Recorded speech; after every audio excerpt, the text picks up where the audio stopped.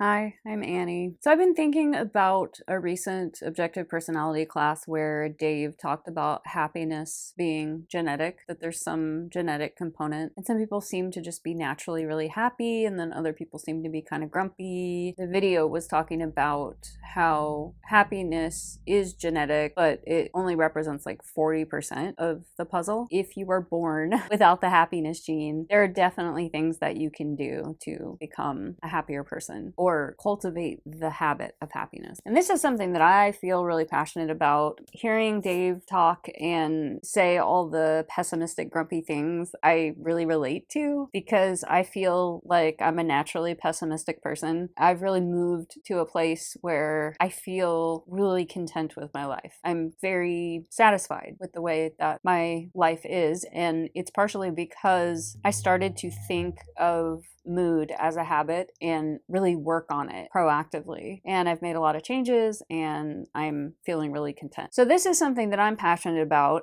in talking to people because there's a lot of suffering, and I think there are things that we can do to suffer less. So Dave made a lot of really great points in that video. But I kind of have an issue with like starting out talking about happiness without like a really solid definition of it, because I think that the way that we define happiness has a huge impact on whether or not we identify as happy people. The word happy is a bit problematic for me because I'm not sure what it really even means. I mean, there's an exact specific definition. So let's see. Happiness, the state of being happy. Okay, that's not helpful. Okay, happy. Feeling or showing pleasure or contentment. Okay, yeah, I like contentment. The second definition is fortunate and convenient. That's a problem because life is not convenient. If convenience is a condition of your happiness, then that's probably not going to work because life is not always convenient. But the word fortunate is okay because you can feel fortunate regardless of the circumstances. I like to play around with some different words for happiness because there's also just like a lot of expectation about what it means, like cultural programming, the programming that we have grown up with throughout childhood about this picture of what happiness is. Like sometimes,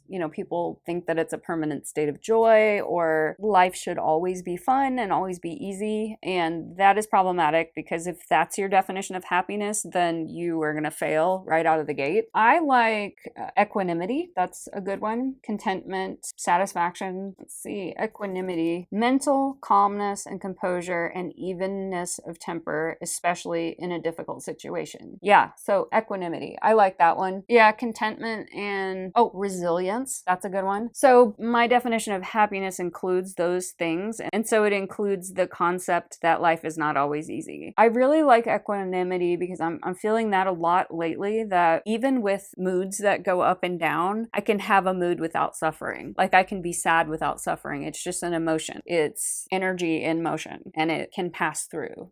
Grief can pass through you without suffering, or anger can pass through without suffering. And I'm feeling a lot of equanimity in my life. But I'm really passionate about this idea of cultivating a life of contentment and satisfaction and equanimity and meaning and purpose and basically satisfied and content. Because I'm very similar to Dave in that I was just really pissy growing up, really dissatisfied, uncomfortable for a lot of reasons, really moody, and I do think there probably is a genetic component. And one of the things I noticed with myself is that it was a sensitivity. And I know that some people are more sensitive than others, and this can depend on the size and the functioning of the amygdala. People with a larger amygdala are like more jumpy, more anxious, and I definitely have that. I would consider myself a highly sensitive person. Throughout my life, I've, evolved in the way that I managed that, in the way that I managed anxiety. So now I think a lot of times I say that I don't have anxiety. I don't have anxiety anymore, but that's not exactly true. I do have anxiety. It just doesn't bother me. It's no big deal. So there's sort of like an anxious off feeling that can arise. I just sort of look at it objectively and I'm like, oh, that's okay. That's that anxious feeling again. No big deal. And you just sort of like allow it.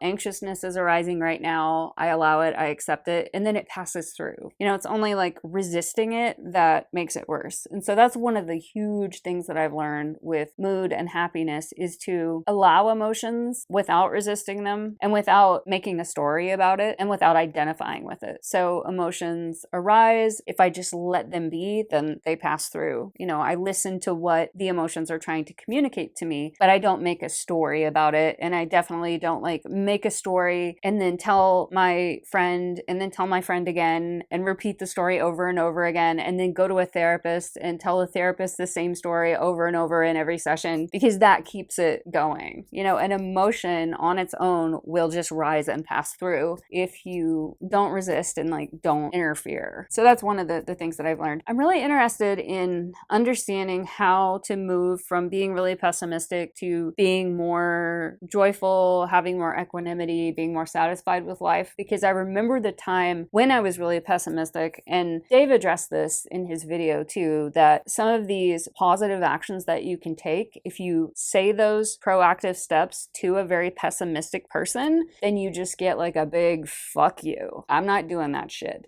You want me to have positive affirmations? Get the fuck out of here. I'm not doing that. So cheesy, so stupid, because the pessimistic person is in a really contracted state, and in a way they're grasping so tightly to an identity as a pessimistic person. And it's almost like loosening up on that pessimism and taking proactive steps to get out of it is almost like admitting that you're wrong. You're holding the position of pessimism in kind of a egotistical way. I am right, and I will not let go of my grip of this, because then that means that I'm wrong. So there can be kind of an attachment to misery, really. Yeah, I thought that was funny that Dave said he was a recovering unhappy person. I sort of feel the same way. And I was talking to a friend about it the other day, and how pessimistic I used to be. And then when a really bubbly, optimistic person would come in and say oh, why don't you do a gratitude journal? The positivity felt like throwing holy water on a vampire. It burns. When you're in that really contracted, pessimistic state, positivity burns. It feels like acid being thrown on you. And I got myself out of it, but it was kind of like pulling myself up by my bootstraps. It's really difficult when you're a really negative, pessimistic person to move into more positivity. I was doing it gradually throughout my adulthood, but kind of the moment when I started this channel 3 or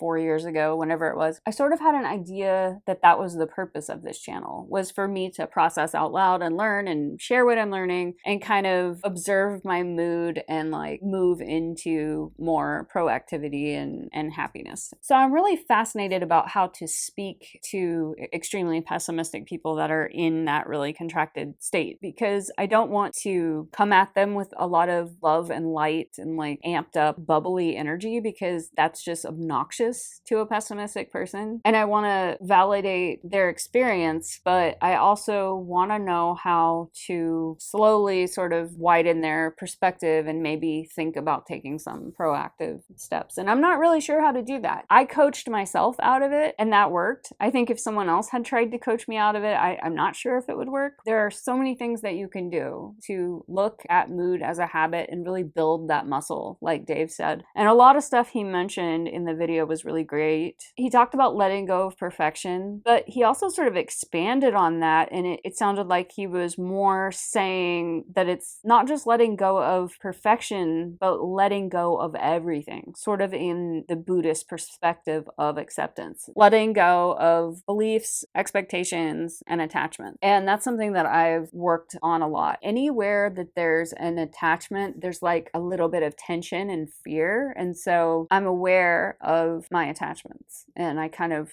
work on that. How can I accept things the way that they are? So I think that's a big component of what we could call, happiness or contentment, is accepting things the way that they are, loving life as it is. And that doesn't mean rolling over and not taking action. I mean, if there's something going on around you, say if you're in an abusive relationship, then you don't just accept and love being in an abusive relationship, but you do, accept this is happening. Just by accepting the reality of what's happening, it opens up space to, take creative actions and move yourself to a better place. Acceptance is it's a subtle internal thing that you do. And I think that one can sound scary for people because they think it means just like giving up and not taking action. But that's, actually not what it means. He mentioned volunteering. And so I don't specifically like volunteer in an organized way, but my work is meaningful. So I'm a massage therapist. So that really fits. It's like I show up and I do my job, but I'm also like really engaged in that giving process. And what is my philosophy as a massage therapist? How can I help people? And with the coaching also, I've been coaching the last couple years. That's just such a huge component of this meaning for me, developing professionally and giving at the same time. But even when I worked in other jobs, like at an art supply store, I really liked the component of just serving. In the art store, connecting artists with the specific product that they needed to solve their design issues in their artwork. I don't know, I just like that. There's something really fulfilling about enjoying helping someone else. And I think you can do that in any job. If you have a customer service job that you hate, you might be able to practice enjoying those moments when you're serving other people and making them happy. You might be able to appreciate some of those moments. Exercise is a huge thing. I think when I started running regularly, that was a huge turning point for me because it just gives you this massive overhaul of your brain chemicals. It really makes a profound physiological effect in your brain chemicals. And I don't know that everyone would react the same way. We all have different chemical makeup, and maybe some people have imbalances that could potentially be exacerbated by over-exercising. I don't know. But for me, it was like just sort of a gradual increase to a point where I was pretty fit, like the fittest of my life. And this was 5 years ago when I was 40. But it really just changed my brain chemicals. It kind of got me going, elevated me into some positivity, and that keeps going on an upward spiral where, in the past I was used to getting on a lot of downward spirals. And I'm not as fit anymore, but exercise is still a daily thing. I'm not running as fast, I'm not as lean, I'm not as strong, but I'm still exercising daily, and that keeps those brain chemicals in a healthy state. Now, this is interesting because Dave mentioned that the experts from this study were saying that getting out in nature was a good idea, that it would help with happiness, and he just kind of dismissed it. But that's actually a real thing. If you join with nature and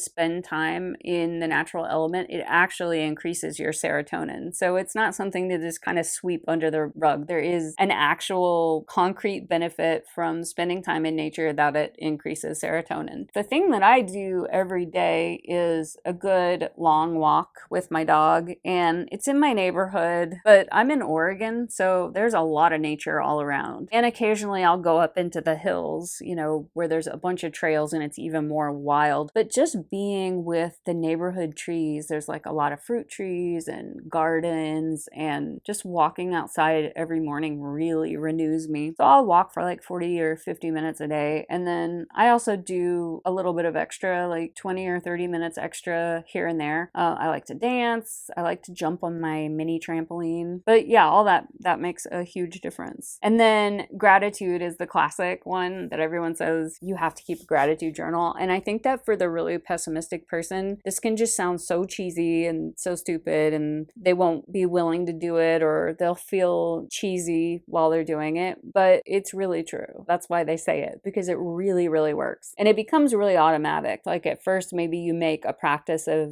writing a list every day of what you're grateful for. But if you do that for long enough, it just becomes automatic, and you notice in every moment what you're grateful for. And because of the way the brain works, the reticular activating system, when you ask yourself to find instances of gratitude and you're on the lookout for that, then you just start seeing more and more of it everywhere. And the flip side of that is that if you have the belief that life is shitty and you prime yourself to notice the shitty things, then you will notice the shitty things. And so that's either a downward spiral or an upward spiral. But your brain will show you examples of what you ask it to show you. So you have to be careful about how you talk to yourself and how you talk to yourself about what the world is. The world is mostly shitty, so show me instances of all the shitty things, or the world is pretty cool and there's a lot of opportunities and magical things all around. And of course, when you're noticing the things that you're grateful for, it changes your countenance, the way you move throughout the world, the way that you interact with people, because you feel a little bit more open, a little bit more joyful. And so then when you interact with other people, you're open and joyful and receptive and also like kind of giving good vibes. And that just goes on an upward spiral that leads to more opportunities,